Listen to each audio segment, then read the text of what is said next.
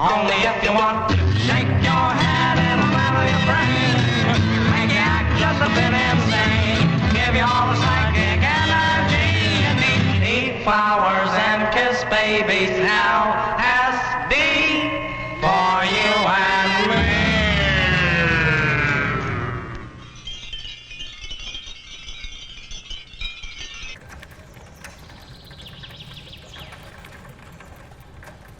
1943, Switzerland. A chemist, Albert Hoffman, rides his bike home. But somewhere along the way, something feels off. Colors are shifting, the movement feels weird. After he makes it back and lays down, Hoffman realizes that was not normal. In reality, he had just discovered LSD, and completely by accident. And at that point, it's not a drug, there's no culture, nothing. It's just a molecule in a lab that somehow would find a new home on top of tiny little squares of paper.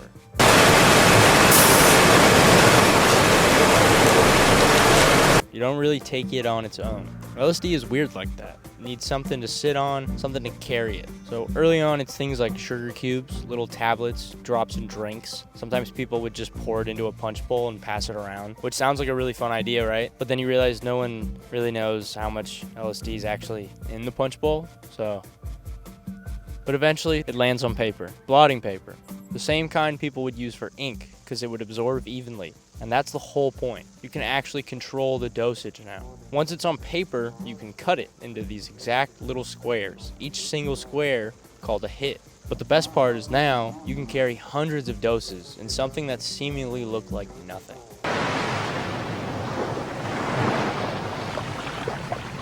The paper didn't need anything on it. Blank paper worked totally fine. And for a long time in the beginning, a lot of it was just that, just blank paper. Little white squares, no design, no logos, no nothing. And then at some point, someone said, what if we fucking print on it? And at first it's just grids, because before that, people were using eyedroppers trying to hit the same spot repeatedly, over and over and over and over, which obviously didn't work too efficiently. So grids helped, but even before that, sometimes it was literally just a single dot. One of the earliest versions of blotter art is this one, called the computer dot, acid on paper, the black dot. It's got a few names. It's a tiny mark on this really specific lab paper. It's cut into strips, like 5 across 20 down. 100 hits on something you could almost lose in your hand. But that's not all. People said, let's add more. Cartoons, musicians, symbols, comic book characters, Robert Crumb drawings, for instance, or even just random clip art. Just anything they had lying around and thought, hey, that's pretty cool. But some of it does get weirdly elaborate. Sometimes it would be full images that had to be silk screened, like massively, photographed, then shrunk down and repeated hundreds and hundreds of times onto just one little sheet. All for something that you were supposed to simply tear apart and put on your tongue and just let it dissolve away. Lightning bolts start showing up everywhere, partly because one early batch gets named White Lightning and it just kind of, clicks. But that's how this thing works. Nothing official, just word of mouth. One person tells another person and all of a sudden that specific design now has a name and it means something. The name Orange Sunshine references one of the most famous types of LSD back in the day. The best part is, though, it wasn't even a blotter design at first. It was just really clean LSD, but the name just sticks, and it's the 60s in California. Orange Sunshine. But eventually, people started attaching names to the paper itself, so now you're not just taking LSD, you're taking that LSD. You're taking Orange Sunshine. You're taking White Lightning. You're taking Ozzy Osbourne. But again, legitimately none of it was required, and ultimately none of it mattered. The art didn't change the drug in any way, it was just there. Sometimes it was a joke, sometimes it was a signal, but people remembered them, which is usually how nothing becomes something.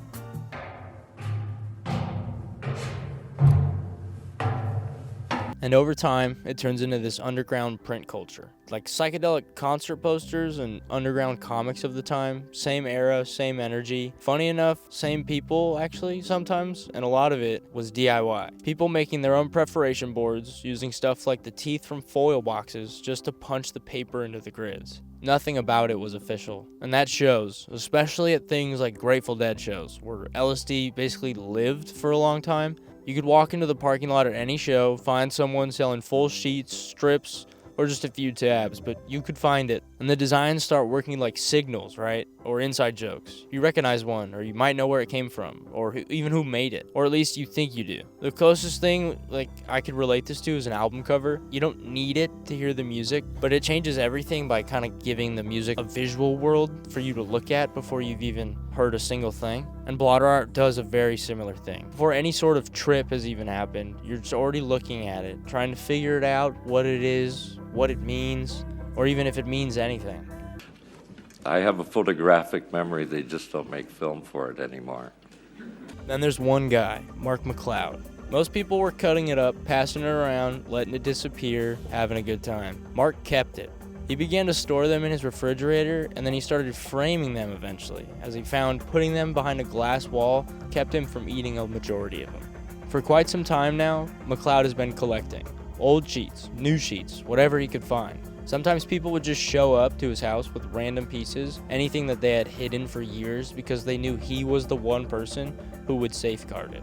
And as his collection grows outside of his personal home, he builds another home for them called the Institute of Illegal Images in San Francisco, which is just a collection of something that was never intended to be collected or even shown off in any way.